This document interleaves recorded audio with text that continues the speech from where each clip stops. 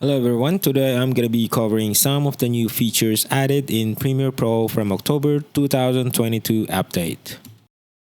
First one is the inner and outer strokes for graphics. Now you can select between inner, centered, or outer strokes for your text and graphic using the Essential Graphics panel.